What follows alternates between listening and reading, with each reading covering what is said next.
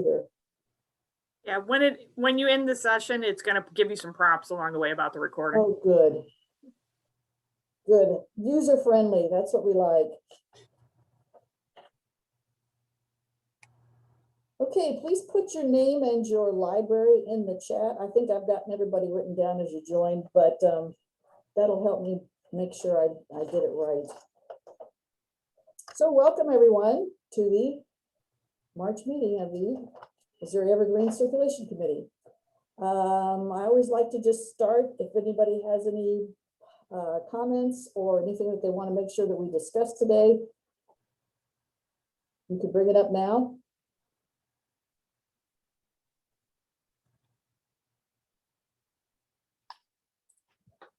Hearing none, that doesn't mean you can't bring it up later if you think of something. I sent out what I had written for the onboarding committee as training materials for new member libraries. This is not supposed to be evergreen training. It's more like consortium training. So I sent out what I wrote for that. If you've had a chance to read it, if you have suggestions about something that could be added or changed, I did find one typo this morning. But did you have anything else that you think would be useful to tell new libraries? We have a couple libraries joining this year so far lined up, Henry County and Cedar County. So we're going to be rolling out our new onboarding process. So I feel like I'm birthing an elephant or something. Let's see how this goes and if it's what tweaking it will need after that. But anybody read this and think of something that should be added or changed? I don't know if it's getting too deep into the weeds, but something about the holds targeter and the delay from when something is added to when the holds target, and that holds can be retargeted in situations where that's necessary. I know that was something that wasn't really clear to us from the get-go, and we were reached out to other libraries and got that information so we would be able to handle that. That would be good to add, and it would be good to add how holds are targeted and what the proximity settings do now. And I was just training 2 people this morning, 2 new staff members. Thank you all for being willing to meet a half hour late so I could get that done. And I explained a little bit about how the holds target something that we own first, and then something that somebody has the same delivery hub second, and that's talk about rabbit holes. Yeah, and like we came from Circ, and Circ targeted at the title level and not at the copy level. So if you had 3 copies of Anne Frank, you could grab any copy of Anne Frank and trap it, and it would fill a hold. And for this targeting a specific item, that was a big learning curve for us. Okay.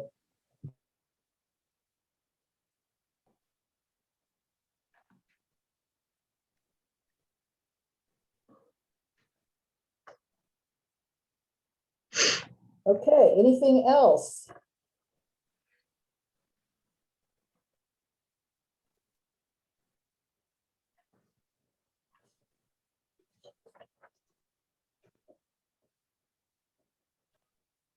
I'm glad someone can remember what was confusing from back when you migrated.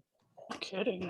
The only other one that has come up occasionally, and I think we've nipped it somewhat, is if you have something on your holds list and you are fortunate enough to have the time to look up the patron record of everybody that you're pulling holds for and find out if a person has fines at their home library, and then they're calling and saying they don't want to lend their item or whatever with it too. But I don't, that's probably covered under the best practices and that stuff with it. Yes, I know that we added something to the best practices about not imposing your restrictions on somebody else. Right, if they're in good standing at their library, they should be considered in good standing at yours. Yeah, and if they're not in good standing at your library, I asked Equinox if we could make it impossible for someone to place a hold if they have bills. And they told me no. Because it would be nice if they couldn't place the hold in the first place. so that staff doesn't pull it, put it in transit, it's in delivery, it goes to some place to fill the hold, and they can't even check it out because they have bills. And I think some of the reasoning for that is that maybe having a hold to pick up will be an impetus for somebody to pay the bill. I guess that's the reasoning, but whatever. We can't stop people from placing holds, even if their account is blocked. And so other libraries should not be looking up to see if this person has a block at home, they can't check anything out. So I'm not going to go to the trouble of filling the hold, because that's circumventing the wishes of the community as well as the functionality of Evergreen.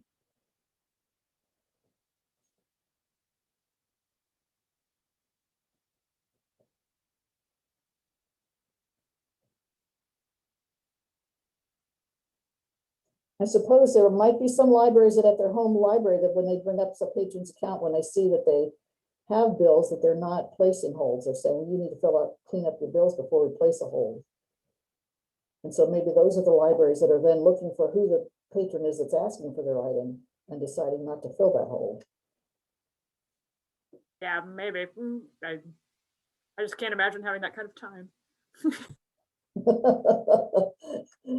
Yeah, right.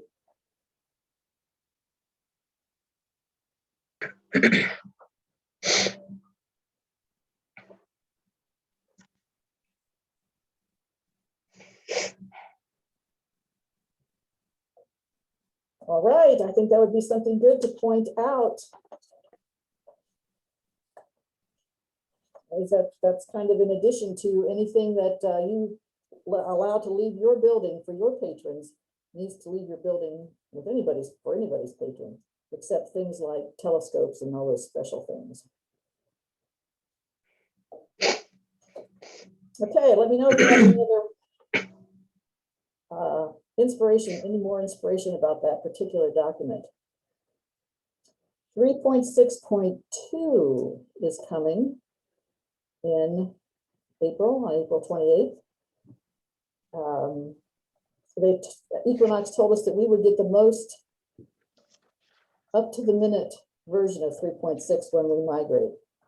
And we found one problem with 3.6.1, which we're glad that they fixed because it doesn't appear in 3.6.2. And last week on Wednesday, when they did their maintenance upgrade, they upgraded the test server from 3.6.1 to 3.6.2. And that problem with holds connecting with the SMS message has been fixed.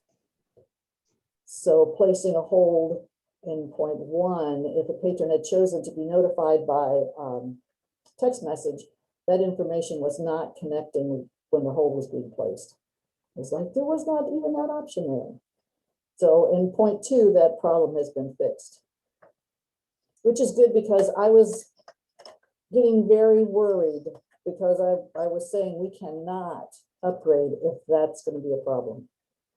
That would, I suppose there are libraries using 0.1 now. I don't know. If there are libraries using 0.1, then they have a headache.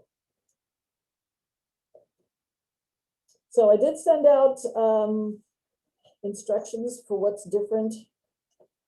And if anybody has any questions about that or concerns about the upgrade, speak.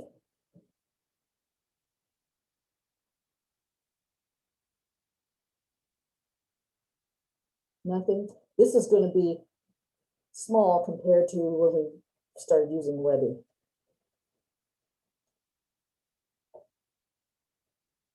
Okay, something else I have on the agenda is the transit list.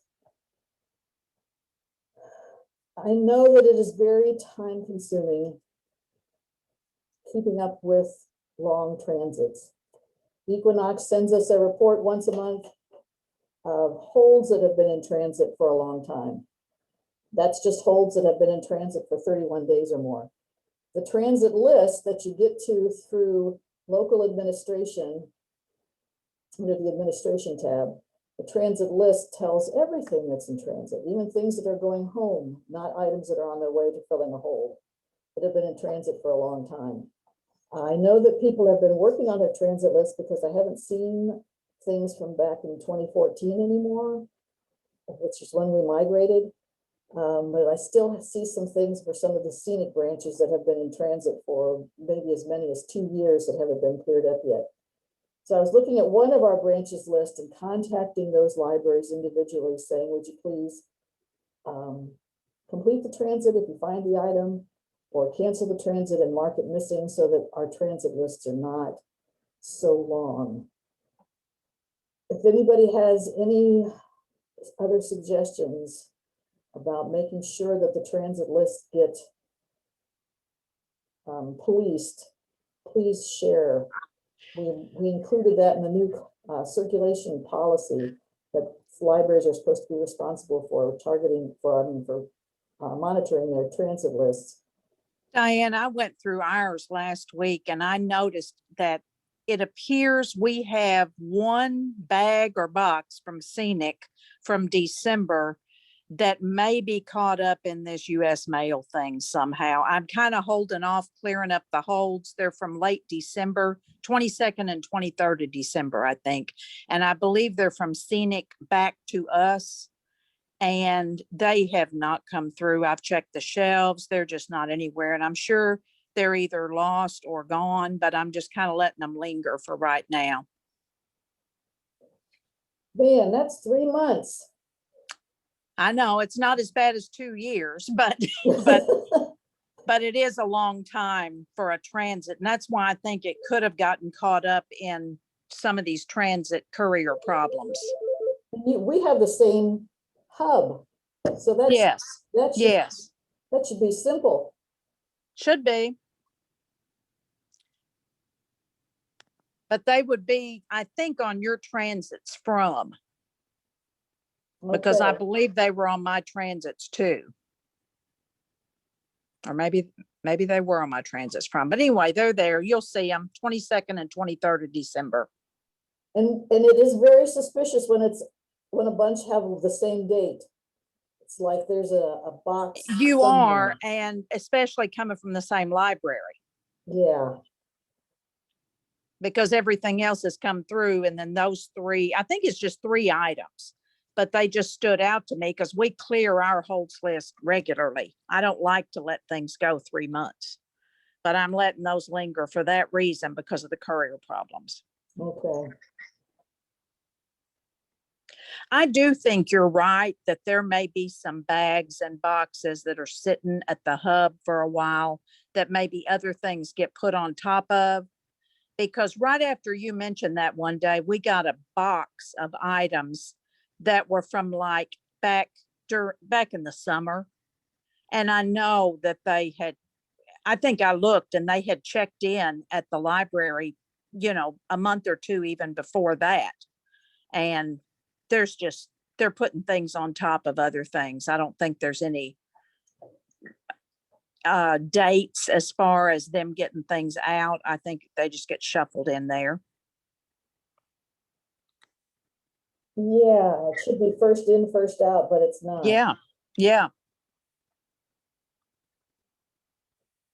Because we have a great courier, but the hub, he isn't responsible for the hub. He's just a driver and a deliverer. Right. So he puts in his truck what they tell him to put in his truck. Exactly. So it's the warehouse that has a problem. I think so.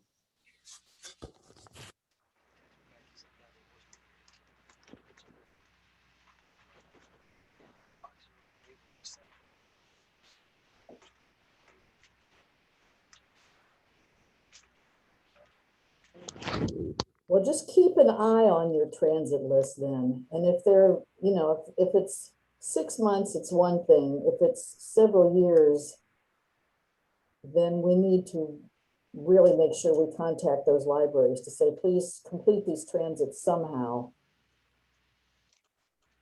Diane, Yes. what do you do if you contact those libraries about items that are maybe over 2 years old and nothing happens? Happens. Let me know.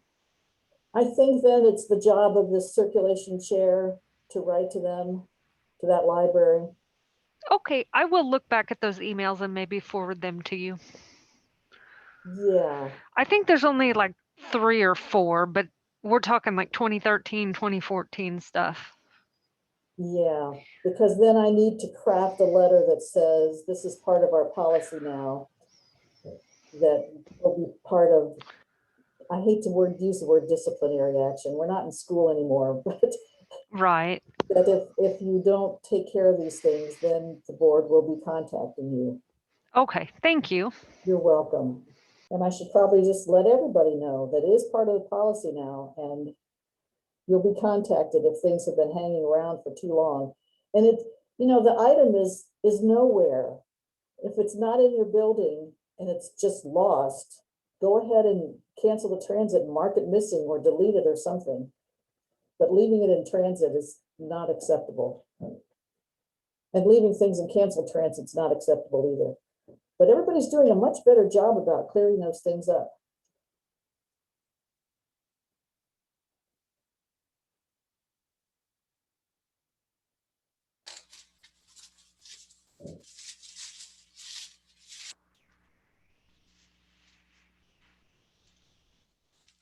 Okay, send me information if there's somebody that's got things. Do you think 6 months is a good time frame to allow things to be? It sounds generous to me because things should be arriving within 2 weeks, a month at maximum. So 6 months, if you haven't done anything with your item by then, I think you need to do it by then. Yeah, I Because think that don't sounds we- good. And don't we bill for items every 6 months, Yes. lost there- items? Yeah, So that's another good time frame.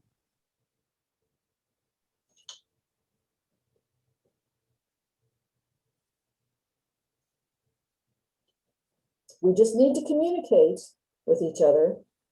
But as Darcy says, sometimes that doesn't work either. So then I guess the strong arm of the law has to come in. Right. I know we just recently ran a bunch of reports and we try to delete anything that belongs to us that looks like it's totally lost. But yeah, it looks like there's quite a few from other libraries coming to us that are still showing on the list. So I guess we do need to just start contacting them, which with us being newer at Barry Lawrence, we don't have anything real far back, but there are some that's at least a year now. And if it's my items, if it's a scenic item, I really track them down and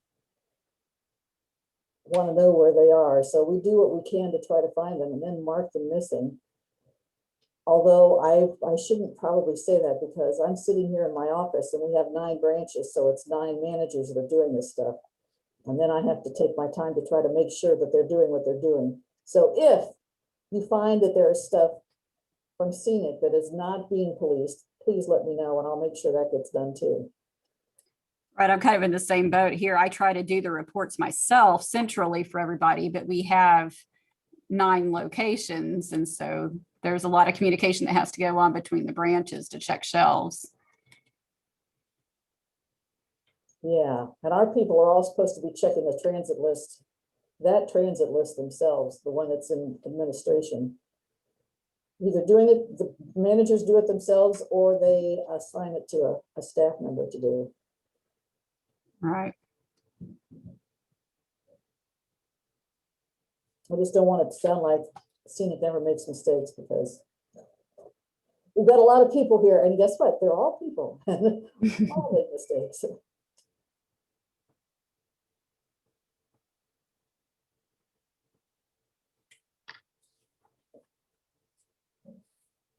Well, this was my very short agenda. Is there anything else that anybody else wants to talk about?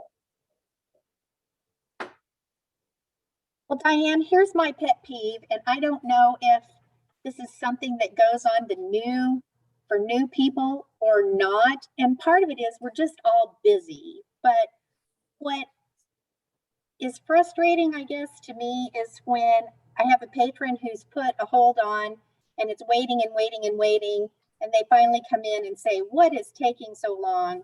You look at the record and the item's been, it's been marked missing, and it's the only one in the consortium, and we didn't know it, they didn't know it, and so, I mean, at NRC at least, all of our staff members have been told, if you're marking something missing, that's, you need to, like on the holds list, you need to check and see if we're the only ones who have it.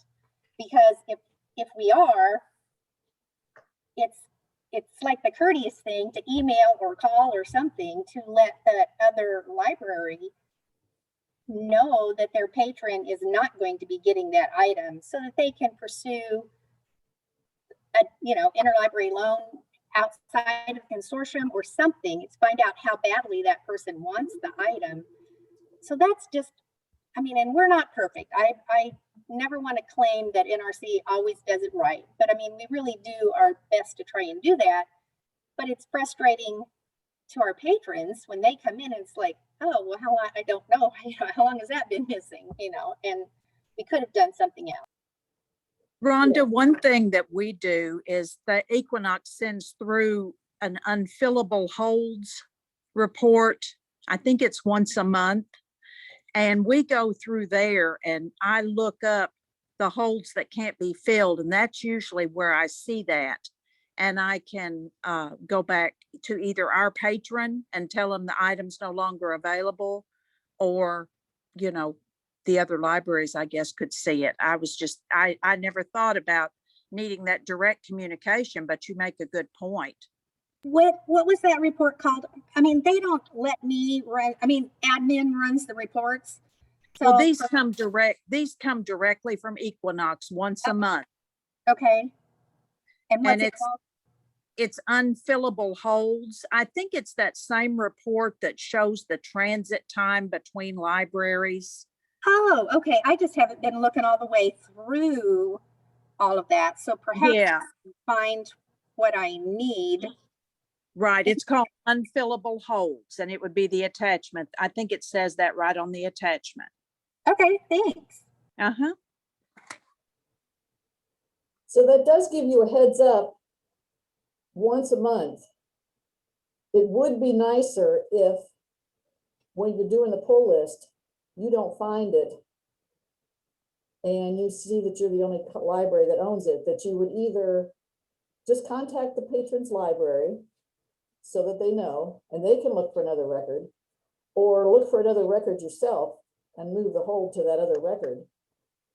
But yeah, the only thing about that is Circ staff, they're out on the front desk waiting on people, and they forget to write notes and let me know to do the contacting. And it's just that kind of thing in small libraries. It's just hard to do that, but I understand the reason we should. And in our upgrade, we won't have to wait for the unfillable hold report, because there's going to be a feature in local administration called hopeless holds, which is the same thing. So you'll be able to go into administration, local administration, and look for hopeless holds. So, and I don't know how instantaneous it is. It's probably not instantaneous, but if your patron has a hold on something and the last copy has been marked missing or lost or deleted, then it will show in that hopeless holds deal. So that we won't even have to wait for a month. That sounds great. I was also going to ask Diane, because we were on that dreaded, you sent us an email because we canceled a hold or canceled a transit, I guess. What should we do? Annotate it when we have to cancel it because it's damaged, or we just know that we don't need to send it out in the condition it's in? It's, been years maybe since it had gone out. Yeah. Should we annotate? Is that good enough? I suppose it's possible that if you cancel a transit and check it in just to make it available again. It'll trigger the transit again. And they'll just want to go fill that hold again. So if you cancel the transit, you can mark it missing, or you could, if it is missing, you could delete it if you're going to remove it from the collection. You could check it out to like a staff account, just so that it won't go anywhere, and the hold will retarget to another copy. Because if you're talking about a book that was really in bad condition that you didn't want to share, then maybe cancel the transit and just delete it. Right, but I just didn't want it to show up on that list and you have to send us an email saying we canceled a transit. I wanted you to know why we canceled it so you don't have to waste your time. Oh, okay, well, and if you cancel the transit and then delete it, or mark it missing, or check it out to something else, it won't be canceled transit anymore. Okay, great. Good to know.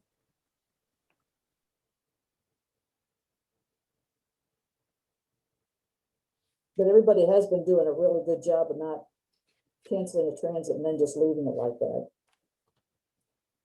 I'm just saying, between the Cass County things, it's like, we don't want to be the one who has one shows up and, you know, and it's like, we want to do better than everybody else. Well, in the last 2 months, I haven't been sending the whole report to everybody anymore. I've been just taking a snip of the part that goes to your library and sending it to you. So nobody's seeing the whole report anymore except me. I hear you, Rhonda. We're competitive in Caruthersville too. You don't want to be the one.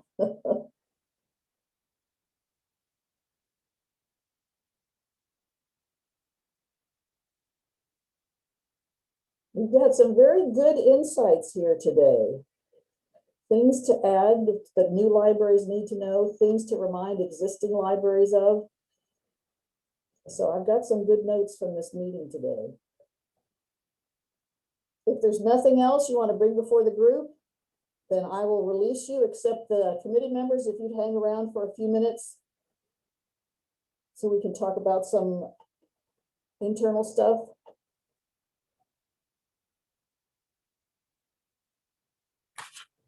Nothing else? Everybody put your name in the chat so I can make sure I've got everybody written down. And thank you for coming.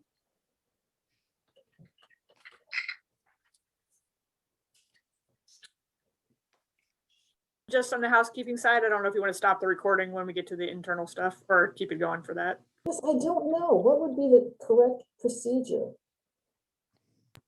Yeah, I don't know where the recording goes. It's going to go on the website. Is the recording so that people who missed it can come in and see what happened in the Circ meeting? Well, then it would seem like that part of it is done. And what we're doing now is just internal, how are we going to handle some things on the actual committee?